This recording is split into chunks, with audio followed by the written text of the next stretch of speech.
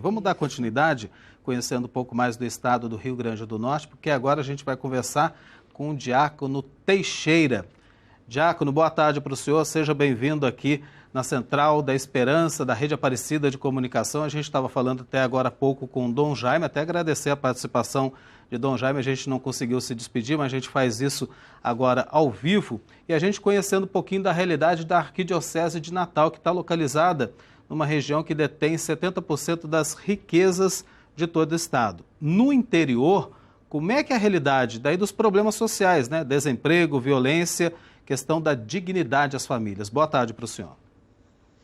Boa tarde, Eduardo, boa tarde, Luara, e todos os telespectadores desta grande televisão Rede Aparecida. No interior, nas periferias, lugar ao qual a igreja está chamada a olhar, a se dedicar, né? A igreja do Rio Grande do Norte, fiel à sua missão, ela continua de olhos e braços voltados para aquelas camadas sociais mais vulneráveis. E aí nós temos um grande trabalho que é assumido pelos 3 bispos de nossa província eclesiástica. Dom Jaime Vieira Rocha, na Arquidiocese de Natal, Dom Mariano, na Diocese de Mossoró, e Dom Antônio, na Diocese de Caicó. Como que a gente pode, diácono, conhecendo essa realidade, você falando da atuação da igreja, que é chamada para essa realidade mais carente, né, fora ali da região da capital, como que é o trabalho da igreja? Tem inclusive, né, a atuação do CEAPAC. O que é esse serviço? É interessante, Luara, que a igreja no Rio Grande do Norte, já nos seus primórdios, ela nasce com a vocação nata de falar do evangelho pelo testemunho. Aqui nós somos uma igreja que está plantada no chão regado pelo sangue dos mártires e, consequentemente, pelo serviço concreto da caridade aplicada à realidade. O CEAPAC é um desses serviços da Igreja Católica no Rio Grande do Norte aplicada à realidade, tendo como destinatário e, ao mesmo tempo, como protagonista dessa ação da caridade, os mais pobres. E, no caso do CEAPAC, as famílias que vivem e teimam viver no semiárido nordestino da agricultura familiar.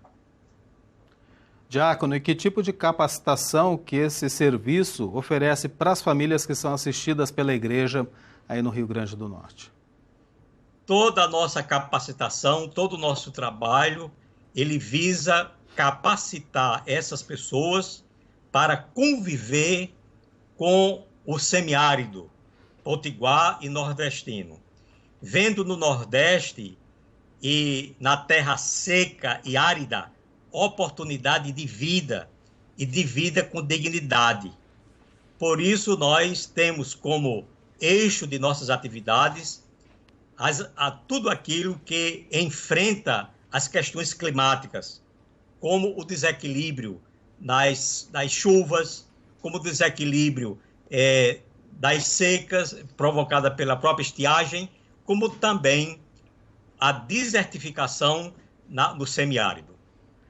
Diácono, como que vocês se pautam, se organizam para chegar até essas famílias, oferecer essa capacitação, dar essa assistência que é muito importante? Essas famílias, elas são cadastradas dentro de alguma pastoral que vocês trabalham, ou é por meio de planos associados aí com políticas públicas? Como que vocês identificam essas famílias para poder prestar essa assistência?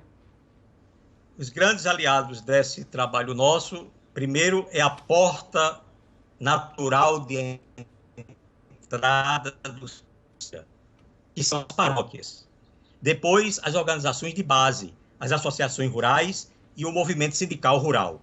Nós nos articulamos com esses segmentos para, de forma organizada, pensada, planejada, incidir politicamente também junto ao Estado, cobrando do Estado que execute, que exerça o seu papel de promover e atuar junto a essas famílias mais carentes as políticas sociais básicas, não como um favor, mas como um direito e garantia fundamental que eleva a dignidade humana.